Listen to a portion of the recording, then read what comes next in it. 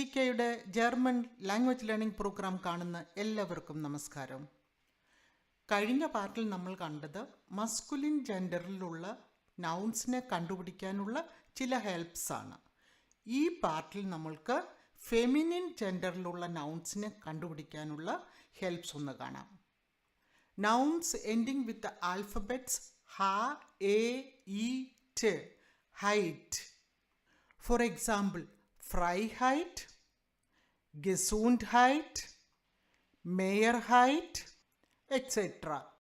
മറ്റൊരു സഫിക്സ് നമ്മളെ ഹെൽപ്പ് ചെയ്യുന്നത് ക, എ, ഇ, ട്, കൈറ്റ്. For example the Freundlichkeit, the Gemeinsamkeit, the Empfindlichkeit. അടുത്തത് nouns ending with the alphabets S, C, H, A, F, T, shaft. For example, the Gesellschaft, the Botschaft, the Freundschaft, etc. അടുത്തതായിട്ട് പറയാനുള്ളത് nouns ending with the alphabets E, O, N.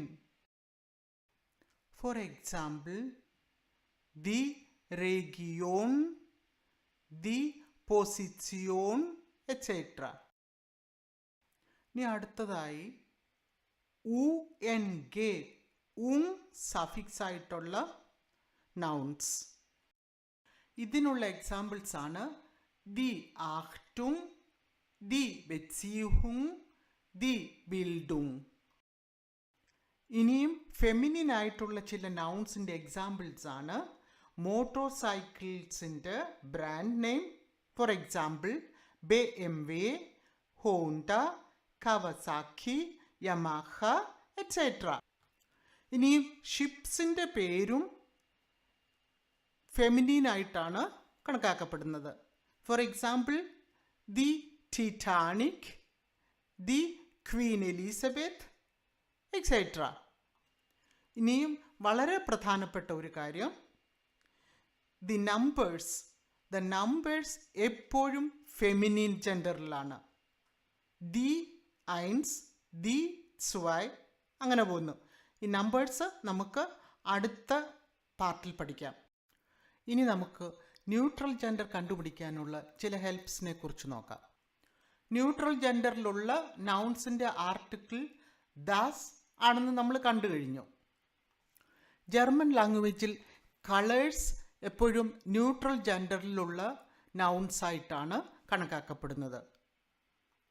Four example റോട്ട്, ഗ്രീൻ, ഗെൽബ്, ബ്ലൗ, etcetera.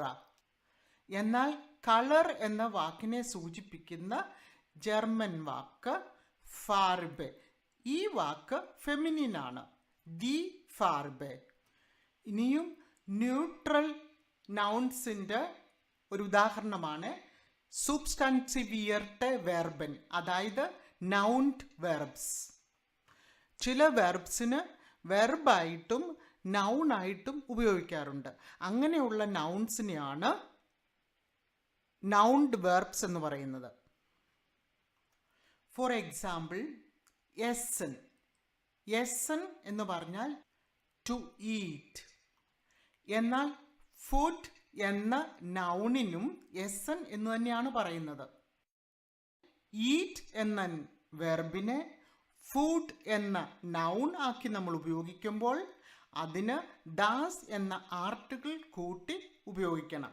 പിന്നെ മറ്റൊരു important thing, ഒരു സെൻറ്റൻസിൻ്റെ ഏത് ഭാഗത്ത് നമ്മളൊരു നൗൺ ഉപയോഗിച്ചാലും അത് ബിഗിനിങ്ങിലാണെങ്കിലും മിഡിലാണെങ്കിലും എൻഡിലാണെങ്കിലും ആ നൗൺ വിത്ത് ക്യാപിറ്റൽ ലെറ്ററിൽ എഴുതണം. ഇവിടെ ഞാൻ ഒന്നുകൂടെ ക്ലിയർ ആക്കാം. എസൻ എന്ന വാക്ക് വെർബായിട്ട് ഉപയോഗിക്കുമ്പോൾ അതിന് ആർട്ടിക്കിളില്ല, അത് എഴുതുന്നത് സ്മോൾ ലെറ്ററിലായിരിക്കണം എഴുതി തുടങ്ങുന്നത്. എന്നാൽ ഈ വാക്ക് നൗണായിട്ട് ഉപയോഗിക്കുമ്പോൾ ഡാസ് എന്ന ആർട്ടിക്കിളും ഉണ്ടാവും, അത് എഴുതുന്നത് എഴുതി തുടങ്ങുന്നത് ക്യാപിറ്റൽ ലെറ്ററിലുമായിരിക്കും. നൗൺസ് എൻഡിങ് വിത്ത് ഹെൻ, സേ, ഹ, എ, എൻ. എക്സാമ്പിളായിട്ട് മെയ്ഡ് ഹെൻ, ഫ്രൗ ഹെൻ, ഹോയ്സ് ഹെൻ അങ്ങനെയുള്ള വാക്കുകൾ എപ്പോഴും ന്യൂട്രൽ ആയിരിക്കും. അതിൻ്റെ ആർട്ടിക്കിൾ ഡാസ് ആയിരിക്കും. സേ, ഹ, എ, എൻ, ഹെൻ കൊണ്ട് സൂചിപ്പിക്കുന്നത് സ്മോൾ എന്നൊരർത്ഥമാണ്. ഇതുപോലെ തന്നെ എൽ, എ, ഇ, എൻ, ലൈൻ എന്ന സഫിക്സ് കൊണ്ട്, ലൈൻ എന്ന ആൽഫബറ്റ്സ് കൊണ്ട് എൻഡ് ചെയ്യുന്ന നൗൺസും ന്യൂട്രലാണ്. ഇവിടെ നമുക്ക് പറയാവുന്ന എക്സാമ്പിൾസ് ആണ് ദാസ് ഫ്രോലൈൻ, ദാസ് മെൻലൈൻ. ഈ ലൈൻ എന്ന വാക്കിനും സ്മോൾ എന്ന അർത്ഥമാണ്. സേ, ഹ, എ, എൻ എന്ന സഫിക്സിനും എൽ, എ, ഇ, എൻ എന്ന സഫിക്സിനും സ്മോൾ എന്ന അർത്ഥമാണെന്ന് ഞാൻ പറഞ്ഞു. അത് തെറ്റായിട്ട് മനസ്സിലാക്കല്ലേ. സ്മോൾ പെൻ, സ്മോൾ ഗ്ലാസ് അങ്ങനെയൊന്നും ഉപയോഗിക്കുന്നിടത്ത് ഈ ലൈൻ ഉപയോഗിക്കില്ല. അതായത് നമ്മൾ പെറ്റ്സിനോടും കൊച്ചുകുട്ടികളോടും ഒക്കെ അരുമയോടുകൂടി നമ്മൾ പറയുമല്ലോ, കുഞ്ഞു കുട്ടിയെന്നും, അതല്ല പെറ്റ്സിനെ ആണെങ്കിൽ പട്ടിക്കുഞ്ഞ്, പൂച്ചക്കുഞ്ഞ് എന്നൊക്കെ പറയില്ലേ. അങ്ങനെ ഉപയോഗിക്കുമ്പോഴാണ് ഈ ഹെൻ എന്നുള്ള വാക്കും ലൈൻ എന്നുള്ള വാക്കും ഉപയോഗിക്കുക. ഈ പാർട്ട് ഞാനിവിടെ അവസാനിപ്പിക്കുകയാണ്. ഇനിയും അടുത്ത പാർട്ടിൽ വീണ്ടും കാണുന്നത് വരെ എല്ലാവർക്കും ഗുഡ് ബൈ. Take care.